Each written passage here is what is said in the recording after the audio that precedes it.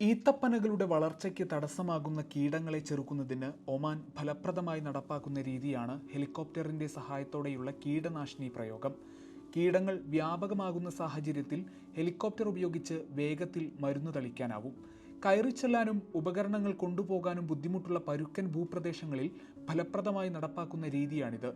എന്നാൽ ഹെലികോപ്റ്റർ സഹായത്തോടെ മരുന്ന് തളിക്കുക കർഷകർക്ക് ചിലവേറിയ കാര്യമാണ്. കാലാവസ്ഥ അനുകൂലമാണെങ്കിൽ മാത്രമേ ഹെലികോപ്റ്റർ സഹായം തേടാനാവൂ. പരിസ്ഥിതിയുടെയും പൊതുജനങ്ങൾ ഉൾപ്പെടെയുള്ളവരുടെ സുരക്ഷയും പരിഗണിക്കേണ്ടതുണ്ട്. കീടനാശിനി ഉപയോഗം പാർപ്പിട മേഖലകളെയോ ജലസ്രോതസ്സുകളെയോ പ്രതികൂലമായി ബാധിക്കരുത്. അതിന് കൃത്യമായ ആസൂത്രണവും സുരക്ഷാ നടപടിക്രമങ്ങളും പാലിക്കേണ്ടതുണ്ട്.